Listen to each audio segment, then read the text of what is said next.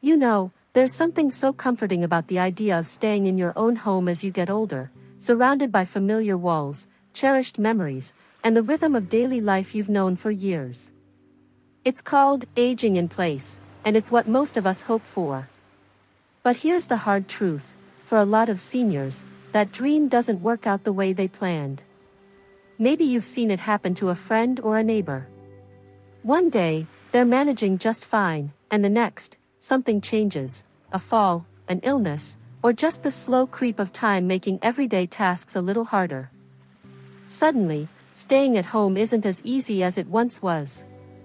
And before they know it, they're faced with tough decisions they never saw coming. The thing is, aging in place can work, but only if you prepare for it the right way. And most people don't. They assume everything will stay the same, or they put off planning until it's too late. But today, I want to talk about 3 crucial preparations that most seniors overlook, the ones that make all the difference between thriving at home and being forced to leave before you're ready. But before we dive into this important topic, please take a moment to hit that subscribe button, give this video a thumbs up and comment below telling me where you're watching from. I love connecting with all of you from around the world, so now let's begin. Now, this isn't about scaring you or making you feel like you have to do everything at once. It's about giving you the knowledge to make smart, thoughtful choices so you can stay in your home as long as possible, safely, happily, and on your own terms.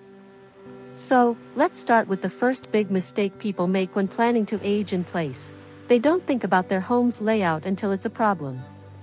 Think about it: how many houses are really designed with aging in mind? Narrow hallways, steep stairs, bathrooms with slippery floors and high tubs, these are all things we don't give a second thought to when we're younger. But as we get older, they can become real obstacles. I remember my friend Margaret, sharp as a tack, full of life, who loved her 2-story home. But after her knee replacement, those stairs became a daily struggle. She held on as long as she could, but eventually, she had to move because her house just wasn't set up for her needs. And that's the thing: small changes now can save you so much trouble later. Simple things like installing grab bars in the bathroom, switching out door knobs for lever handles, or even just rearranging furniture to create clear pathways can make a world of difference. You don't have to do a full renovation tomorrow, but thinking ahead about how your home might need to adapt is key. And that leads me to the second preparation most people forget: they don't build a support network before they need it. It's easy to say, "Oh, I've got family nearby," or "my neighbors are great," but relying on goodwill alone isn't a plan. Life happens, people move, get busy, or have their own challenges. The seniors who age in place successfully are the ones who've taken the time to create a real support system. That might mean researching local services like meal delivery or transportation ahead of time, setting up regular check-ins with friends or family, or even just getting to know your neighbors a little better. It's about creating layers of support so you're never left without options. And here's the thing: this isn't just practical, it's emotional, too. Staying connected to others is one of the biggest predictors of happiness and health as we age.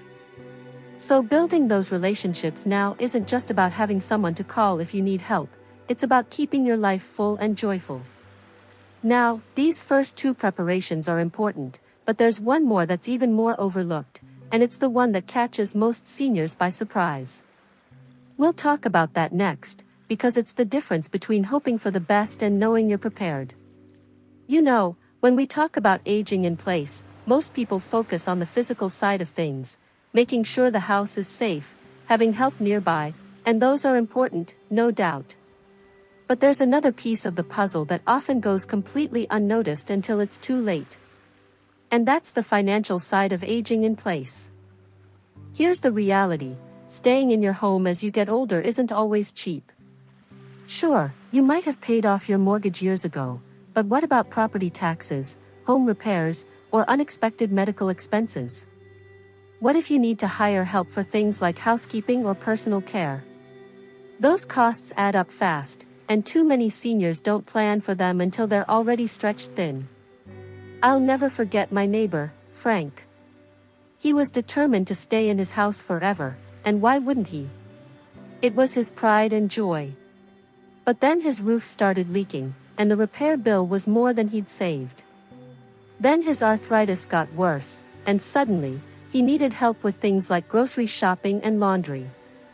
Before he knew it, his fixed income wasn't enough to cover everything, and he had to make some tough choices. The truth is, aging in place isn't just about wanting to stay in your home, it's about being able to afford to stay there. And that means thinking ahead. So, what can you do? First, take a hard look at your finances. How much do you have saved for home maintenance or emergencies? Are there expenses you could cut back on now to free up money for later? And have you looked into programs or benefits that might help? Things like property tax relief for seniors, home modification grants, or even local volunteer services can make a big difference. But here's the key: don't wait until you're in a pinch to figure this out. Sit down with a financial advisor or a trusted family member and make a plan. Because when you're prepared financially, you have options, and that's what aging in place is really about. Now, let's talk about something even more personal: your health. Because here's the thing, no matter how perfect your home is or how solid your finances are, if your health takes a turn, everything else can fall apart. Most people assume they'll stay healthy enough to manage on their own, but the reality is, our needs change as we age. Maybe it's slower mobility, chronic pain, or a condition that makes daily tasks harder. And if you haven't prepared for that, staying at home can go from being a comfort to a real challenge. So, what's the solution? It's not about expecting the worst, it's about being proactive. That means staying on top of your health now. Regular checkups, staying active, eating well, these aren't just good habits, they're your best defense against losing your independence too soon. But it also means being honest with yourself. If stairs are already getting tough, maybe it's time to think about moving your bedroom downstairs. If cooking is becoming a chore, look into meal delivery services or easy-to-prepare options. The goal isn't to give up the things you love, it's to adapt so you can keep enjoying them for as long as possible. And here's something else to consider: technology. These days, there are so many tools that can help you stay safe and independent at home. Medical alert systems, video calls with doctors, even smart home devices that can remind you to take your pills or turn off the stove. You don't have to be a tech whiz to use them, many are designed with seniors in mind. The bottom line? Aging in place isn't just about where you live, it's about how you live. And the more you plan for your health, your home, and your finances, the better your chances of making it work. But there's still one more piece to this puzzle, something that doesn't get talked about nearly enough. And it's the difference between just staying in your home and truly thriving there. We'll dive into that next.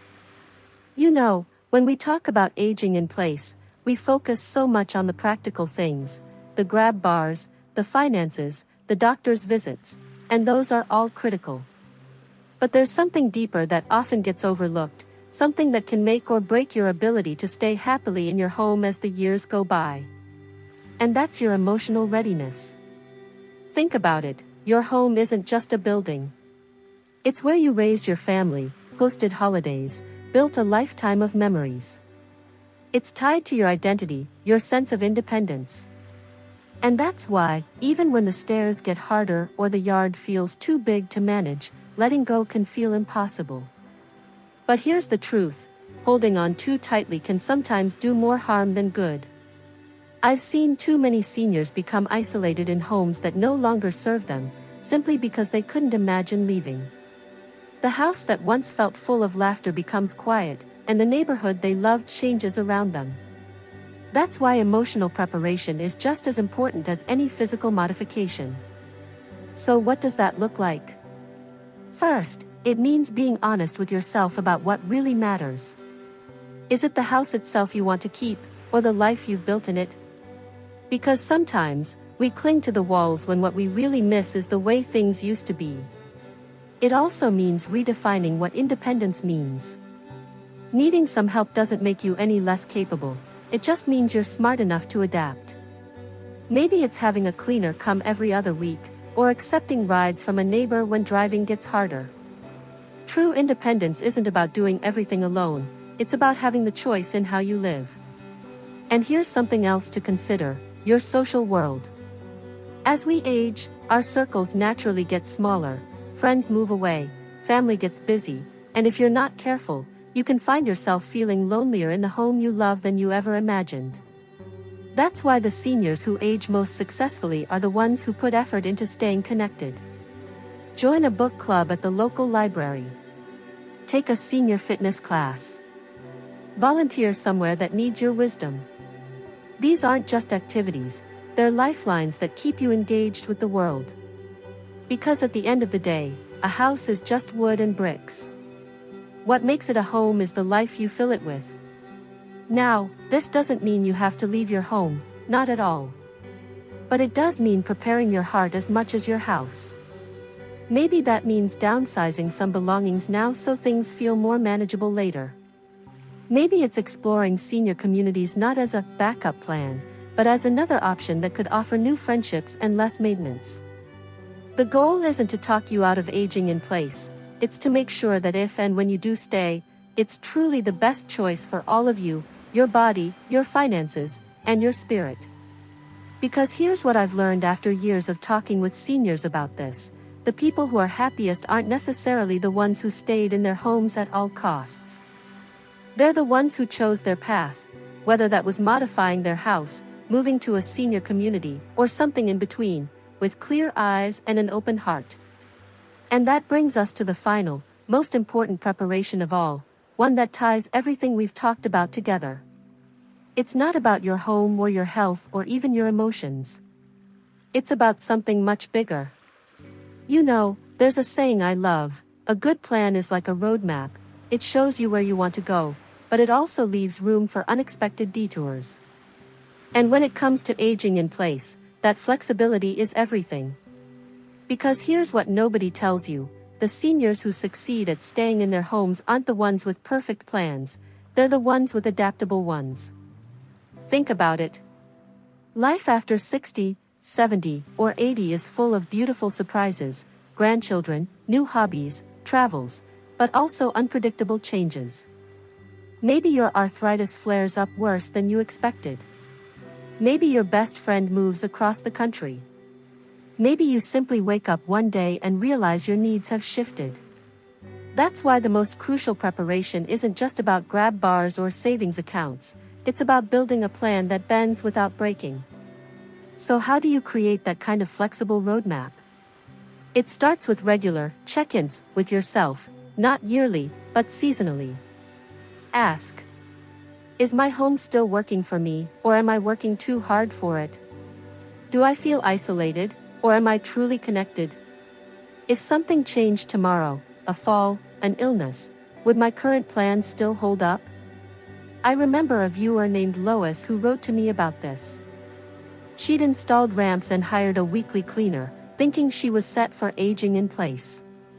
But after a minor stroke, she realized her plan had no next steps, no list of local care services, no conversations with family about potential help.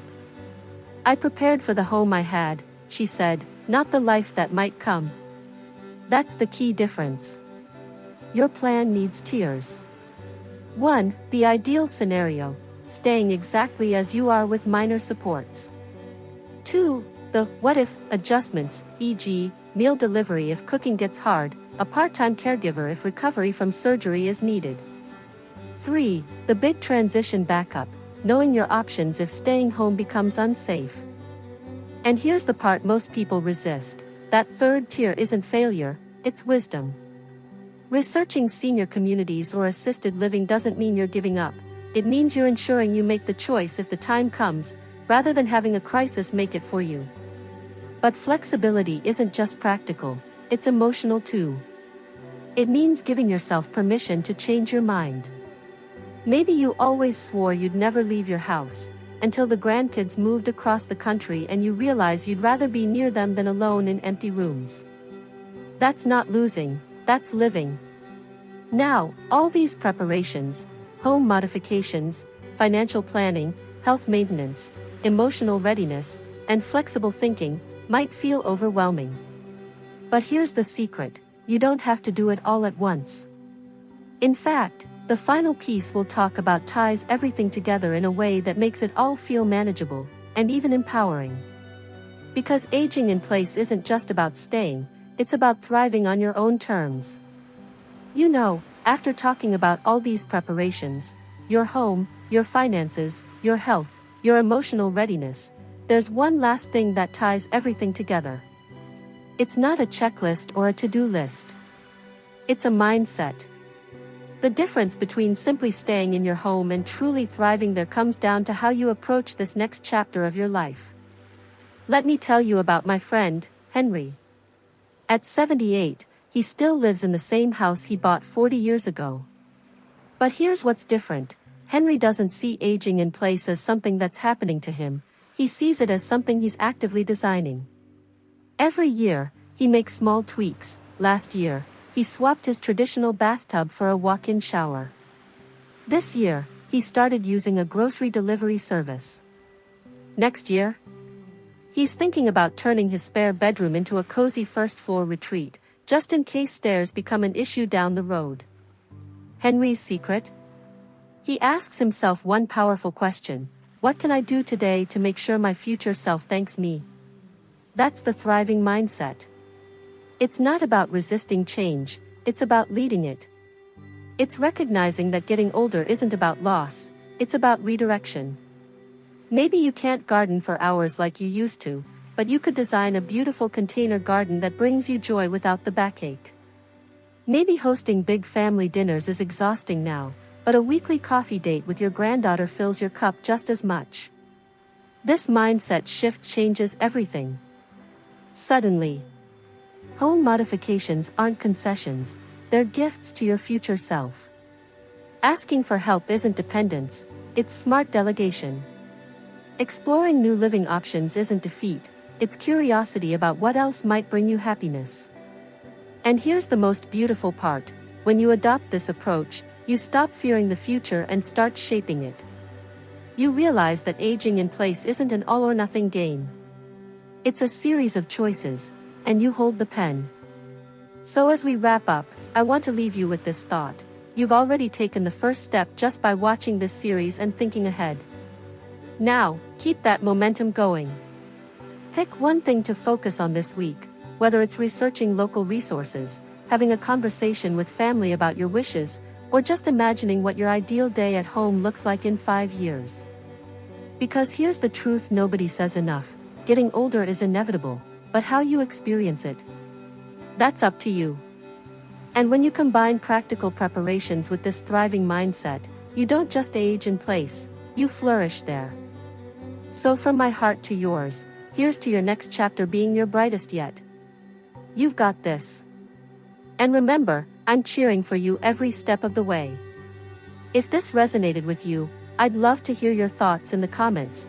What's one small change you're excited to make? And if you found this helpful, hit that like button and subscribe for more honest conversations about thriving at every age. Until next time, keep blooming where you're planted.